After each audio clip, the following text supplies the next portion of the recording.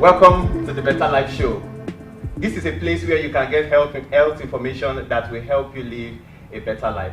I'm your host, Dr. Olawale Ogunlana, and I want to welcome you to today's episode. Now, drugs are substances that can be used to induce changes in the way our body works and functions. And let's be very honest, the medical use of drugs have helped us live healthier and longer lives for over a century. But you see, for everything in life, just like everything in life, anything can be abused. Drugs as well, they can also be abused.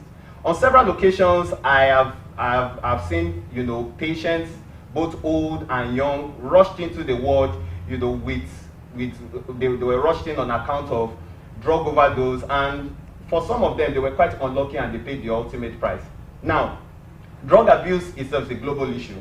It's a pandemic that is also prevalent in Nigeria, and there are several reasons for this. Nigeria is the most populous country in Africa, and it has gained a reputation for being a place where drug trafficking and unbridled usage of drugs have been on the rise. According to the United Nations Office of Drugs and Crime, about 1 out of 7 persons between the ages of 15 to 64 years have used a drug in the last 1 year. And also, 1 out of 5 persons who have used a drug in the past 1 year have a drug-related disorder. Now, drug abuse has also been linked to rise of criminal offenses such as theft, rape, physical, and other forms of sexual violence. Now, for many of us as Nigerians, we always look at drug abuse within the context of, the consumption of drugs that actually cause visible changes in our behavior. And this is actually something that is very wrong. A drug that is as simple as paracetamol can kill you if you abuse them. So that's why with me today, I'm here with pharmacist Israel Oni, who is a registered pharmacist, a public health advocate, and also a health blogger. And I'm also here with Dr. George, my very good friend, who is also a TV host, a medical doctor, and also a public health practitioner. Good morning, guys. Good morning. Good morning. It's great to be on the show. Great to be here. Great to be here. All right. So, drug abuse. We are talking about drug abuse today.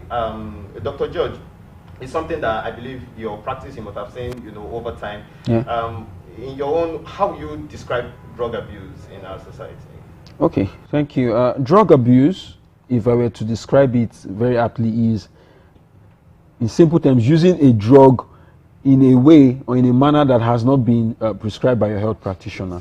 Using a drug, you're told to use a drug for 2 days, you use it for 4 days. You're told to use a drug you're supposed to use 10 milligram of a drug or 1 tablet, you use 6 tablets because of whatever feeling it gives you, or the fact that the drug works very effectively. So you use it more to get, or even after the drug has been prescribed and you have used it and you are well, the next time you have that ailment, you do not seek a doctor, a health practitioner's advice. You go back and use that drug because you are sure that the drug works.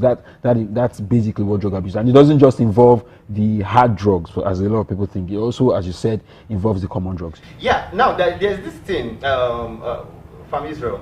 You see, there's this thing about, I heard, actually, and it's of a truth, that they use paracetamol to soften meat. They actually use paracetamol as a meat softener. So when we look at, there's drug abuse and then there's drug misuse. Yeah. How would you want to differentiate the two?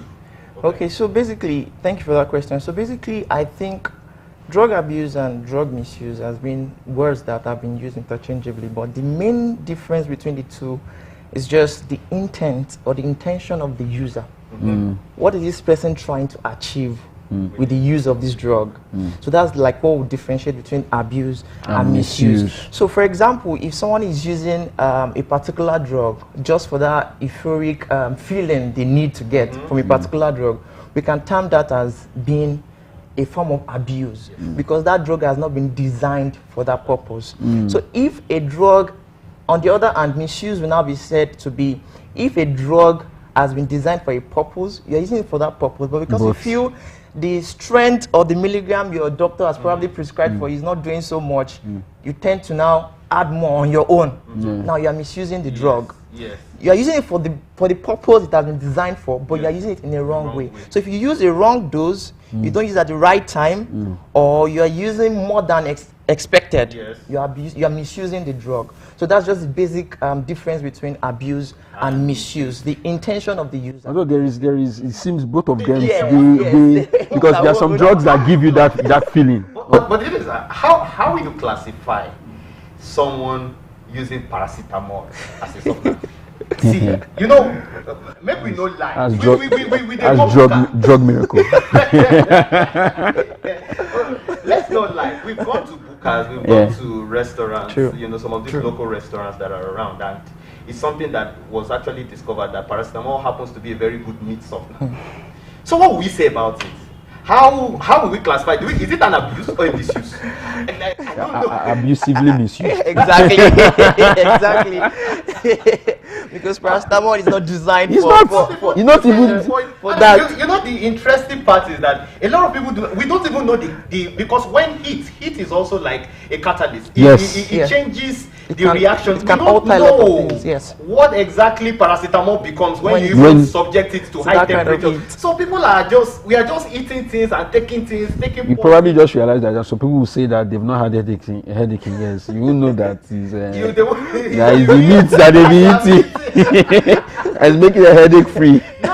Now, the second question that I want to ask, I'm going to direct it at you. And reason being that now I can go to a pharmacy on the street and I can get tramadol. And tramadol is an opioid that is supposed to be only written and accessed by doctor's prescription. It's only when a doctor writes it and then a pharmacist reviews the doctor's prescription and says that, okay, you can use it for so and so in this manner. That is the only time you are supposed to use a drug like that. But why is it that someone can walk to any of these patent drug sellers and they can get anything that they are looking for? I don't understand. Like, some of them will even tell you that I used very strong antibiotic. I went to buy. I bought. Sometimes you ask them, which did you use any drugs? Mono-augmentin. I used, and they will just say it so casually like that. Okay. So first of all, let me say it is illegal for you to have access to prescription-only medicines without a prescription. It is not right in any way. And I know the enforcement agencies, the Pharmacists Council of Nigeria, are doing very wonderful job clamping down illegal premises or people that are carrying out illegal activities. I know a lot of work has been done on that, but we still need to do more as we see what is happening presently. But one of the major problems I've come to discover is that our drug distribution system in Nigeria is very porous and chaotic. So it gives access to it makes people that don't even know anything about drugs, people that are not supposed to have access to those drugs, it makes them just have it and then distribute it to whoever they feel they want to give, all in the name of just getting paid. They don't care about the person's health. They actually don't know anything about that drug. They just want to get paid. So I think the drug distribution system in Nigeria has to be worked on. That's where the problem is really coming from. If that is not sanitized, if that is not really worked on, a deliberate action is taken in that drug distribution system, this problem might still be there for a longer period of time. Now, I just want to ask this question again. Like, is there a place for patent drug sellers in Nigeria? That's these chemists. Is there a place for them? Okay, so this is the idea behind it. In an ideal setting, you know, it's not, we are not there yet. We don't have enough manpower to serve over 200 million people. So the idea behind it now is in rural areas where we don't have a standard pharmacy setting, patent medicine vendors, like we call them, they're actually also supervised by the Pharmacists Council of Nigeria. So we have some of them stationed in areas where we cannot really get a standard pharmacy setting for them to be able to give out or dispense over-the-counter medications like some mild analgesics, some multivitamins and the likes. But it has to be under the supervision of a pharmacist. That is the law. That's what they try to do when you see their certificates hanging. So that is the law. Yeah. But you know the way the country is, a lot of people get away with so many things, and you know the old Nigeria setting. So many of them just shape that law. They don't care. They just all in the name of just making money. So like I said earlier, the drug distribution system is porous. So they tend to get many of these prescription medicines they are not even supposed to have access to, and then sell it out. Once they can get their own money, they don't care about your health, they don't care about anything. So that is where the problem is really coming from. All I can say is Almost times 1,000. We'll get there, we'll get there. We'll get there. Oh, hopefully we'll get there. We will. All right, we'll be right back.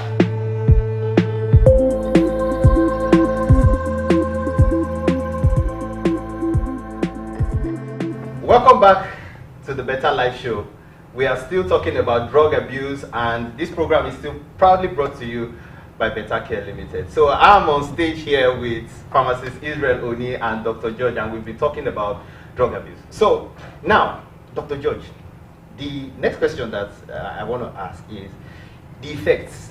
Yeah. Because sometimes some people don't know that paracetamol can kill them. Yeah. They actually don't know. Like you can just 6 grams of paracetamol is enough to kill a man. Yeah. But they don't know. But what are the adverse effects from drugs, like especially from the frequently abused drugs? What are the effects? How does it affect people's health? Okay, so as the pharmacist would even agree, drugs is like fire. Fire can benefit you and can kill you. And drugs are, they call it, is a poison, depending on how you use it. And with a lot of these drugs that are being used, the body has, the beauty about orthodox medicine is that there is a particular dose, a particular gram that is what your body needs at that point in time that it can take, break down, and give you the effect in it. Now, when you overshoot that dose or that amount that your body is supposed to have, it's going to be obviously a drug overdose. And with a drug overdose, for example, for the common paracetamol that we're talking about, the liver is in charge of processing the drugs that the body takes in. The liver would pack up, not even can, will pack up with overloading yourself with paracetamol, either through meat or through anytime you just feel you can just pop some, you know, like you feel you plenty came time, back, stressful day, just pop in a day, pop, you just the liver for paracetamol, for example, the liver is a major place that it damages the liver. And with organ damage, you said I mean, there's a lot that you will spend in trying to replace your organ. This thing that we are talking about, especially this issue of meat, paracetamol, could this be the reason why we are having increased cases of kidney failure? Definitely. It's very possible. Very because possible. A lot of people, you go on TV, you go on social media, you see a lot of people, young people, I mean young people that are in need of kidney transplants. There are a lot of drug abuse.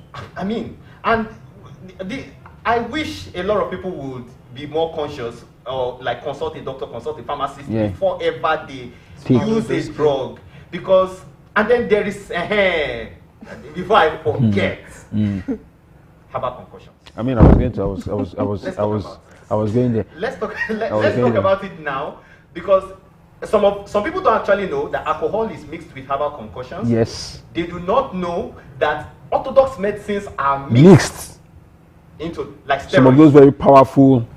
So what do we tell them? How do we put it to them? It's first and foremost, I mean, what we do a lot offline, online is to talk about some of these things. Self-medication is a no-no, because you cannot vouch for what has been. If you talk about herbal concussions now, you cannot vouch. People say, oh, in our forefathers' days, they were using it and they were fine. And I tell them, they were using it then. A lot of things were less complicated then than what we have now. Yes. Now, people don't realize that a lot of these things that are mixed, as you said, alcohol is mixed, they mix the orthodox drugs. You cannot even, the herbal concussions that are used, you can't vouch for the dosage, you can't vouch for the concentration, you can't storage. You can't vouch for all of these things, and that is what orthodox medicine gives you. It gives you an opportunity to measure okay, for a 70 kg man, he needs 5 milligram of this plus 5 milligram of this, and put together to But with these herbal concussions, yes, you might think it's a small shot you are taking, but that small shot can be what 200 milligrams of prednisolone. Exactly. And that is exactly why we have a lot of kidney issues, as I was saying, because a lot of patients come to see us, and by the time you ask 1 or 2 questions, they tell you, I took Agbo, I've taken Agbo, and once they say that, you already know. And it's a big problem. And that's where the issue is. Now, the next question that I want to ask now from Israel is, what are the frequently abused drugs? I know we can abuse anything. Anything can be abused. Yes. But then there are the frequent, the ones that are common. True. Let me start with alcohol. Alcohol is very, very common. It's something many people abuse. Yes. And many people don't even know that it's a form of a drug. They don't know. Yes. Alcohol, the cannabis, the opioids. These opioids that are actually intended to treat pains because they act in the brain, pain center in the brain. And then the problem many of them actually encounter is that they take overdose. For them to get to that euphoric state, they have to do more than the ideal concentration or milligram. So they tend to take overdose. Now the brain it can't interpret what you're trying to tell it to do. So everything is just playing out. So that's the way opioids cause issues. And then another one they abuse most times is benzodiazepines, the diazepam, the bromazepam, the rohypnol and all, and the date drugs and all. So that's one very common one they also abuse. And then another one I know is cocaine, like the common one, the cocaine, the one they inhale and all. So those are part of the classes of drugs that are commonly abused. And if you now leave the ones that act in the brain to the analgesics, the antibiotics, that's another table to shake. We have to shake. That table. On this show, we want to shake tables. Definitely. Now, a lot of people, in the beginning of the show, I mentioned that people think that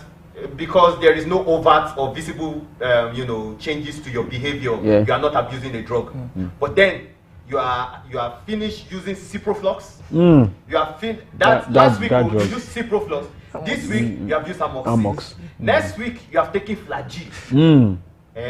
So tetracycline.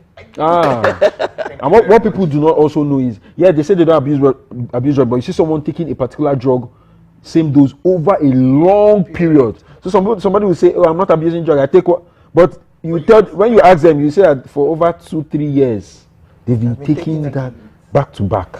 And when we keep saying this thing, that these are the things that affect us in our daily life, that's why kidney failures have been on the rise. That's why liver failures have been on the rise. Hypertension. Even steroids now. Steroids are dexamethasone, all those prednisolone. Many people are now abusing steroids. I have the privilege of seeing patients. I've seen a lot of patients recently, and once they come and they bring out their drug bag, I'm seeing packs of prednisolone, and I'm scared.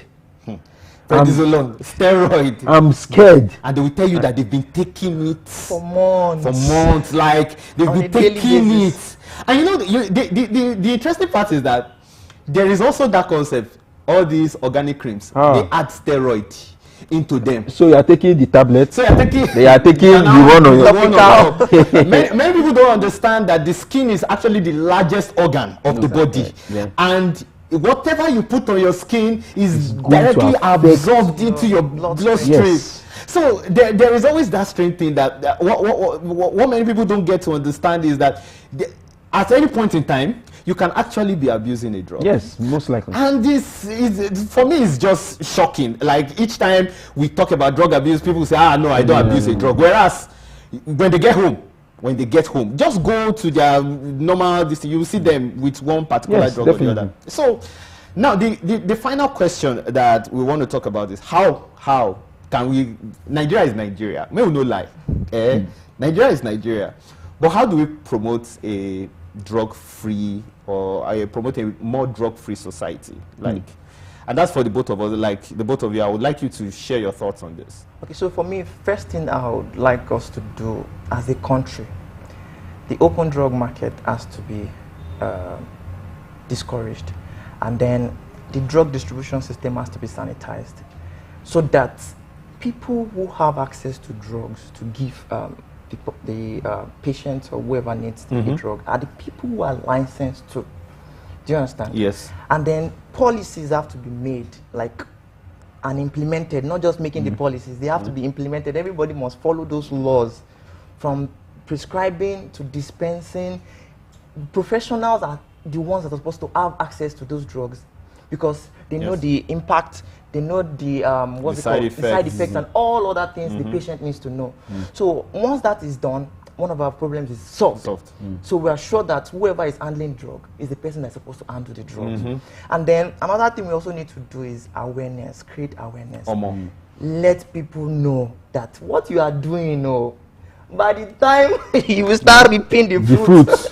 And it's always in the later stages, and people don't always get to know. They are like, oh, I can handle it. If so and so is handling it, I can be able to handle it. And what a lot of people do not understand is that our bodies are different. Our bodies are unique in the sense that what may work for me may not work for you.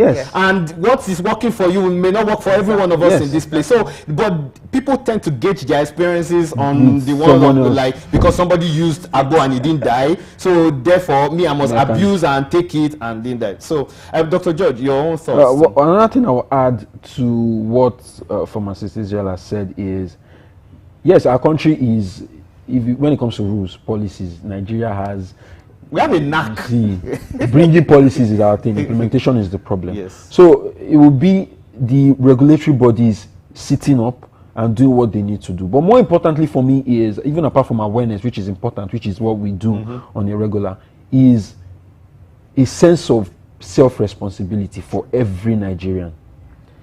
With the way social media has gone out, with the way enlightenment and awareness on radio, TV has gone out, there's absolutely no way people who do this do not have an idea that they are doing the wrong thing. So everybody needs to be responsible. Because this health you are talking about, you are thinking you are doing, you can hit your sibling, you can hit your sister, you can hit your close relative. You don't know who is going to affect. We've seen a lot of short skits on TV where someone was selling, abusing drugs and doing the likes, and then it was the daughter that came down with the effect. So everyone has to take responsibility. You know that thing you're doing is not good.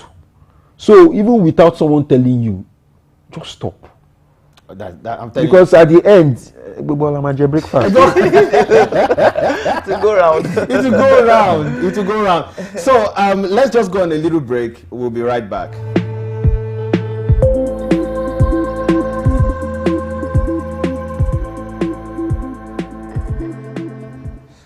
Welcome back. You're still on to the BetaLife show, brought to you by Better Care Limited, and I've been on set with Pharmacist Israel Oni and Dr. George, and we've been discussing, drug abuse and misuse. So now, final thoughts. For me personally, I feel that a lot of people are playing gamble with their lives, and we need to let people know that life isn't a game to be toyed with. It's not like you are playing Mario now and you die now and then you respawn and you respawn back. So, and then other than besides that, there is also a link between drug abuse and mental health disorders. Definitely. And that's one of the things that a lot of people miss out. That, drug abuse has been linked to depression, it has been linked to different types of mental health conditions. So that is why it is very important how you use drugs, and you have to have, as Dr. George earlier mentioned, you need to have that sense of responsibility that, am I supposed to use this drug?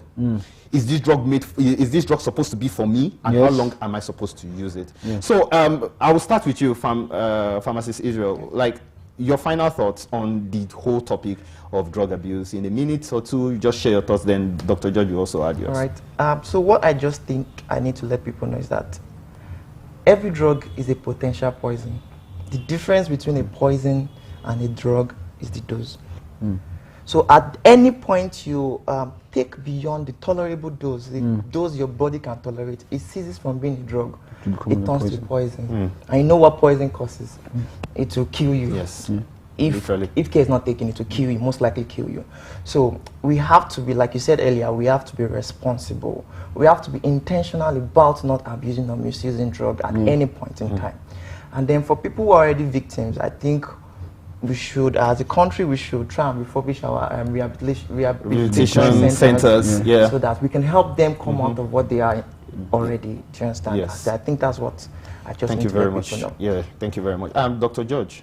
So talking about drug abuse, my concern or my final thought will be that we have a lot of young people these days cut short at their prime, either through suicide or through becoming ineffective or ineffectual in society because of this craze for drug abuse. And for a lot of the young ones, it's the feeling of wanting to feel among, wanting pressure. Pressure, that peer pressure, societal pressure, also feeling that without those drugs they can't achieve some certain things, they can't make some moves that they're supposed to make. You don't need those, you don't need that drug, you don't need that extra spice. It's there for you. You are enough for yourself. You don't need to add any extra thing because you don't want to spend the most part of your productive life when you've not even earned pension, you've not even earned a sustainable source of income, and you're using it to sort out issues around mental health and chronic health conditions. It's not a good place to be at. So I would advise everyone to be more careful, as I said, more self-responsible in making sure that you do not abuse drugs. All right, thank you so much. In fact, it's just been a very educative session with the both of you, Pharmacist Israel Oni and Dr. George. Thank you so much for coming. I really appreciate it. Thank you. All right, so you've been on to the BetaLife show, and this has been proudly brought to you by BetaCare Limited. Now, BetaCare Limited is a health networking platform that is actually revolutionizing doctor-to-patient relationships. So you can, from the comfort of your home, whether from a smartphone or from a computer device, you can actually reach out to doctors, consult with them, book an appointment, get drug prescriptions, and even have drugs delivered to you based on your condition, all from the comfort of your home. Now, if you look below your screen, you are going to be getting information on how to visit their platforms, and you can also, you can actually also contact them and reach out to them on their social media handles, and you will see the links also beneath your screen. So we will continue these conversations also on social media, on our handles, on our private handles, as well as on the BetaCare Limited handle. You'll see those links also on the screen showing right now. But until then, I've been in the studio with Pharmacist Israel Oni and Dr. George, and it's been such a fun time. And on behalf of every one of them, I want to say a very big thank you. And then on behalf of myself, Dr. Olawale Ogunlana, I will see you next week, same time and in the same station. All right, stay blessed. Bye-bye.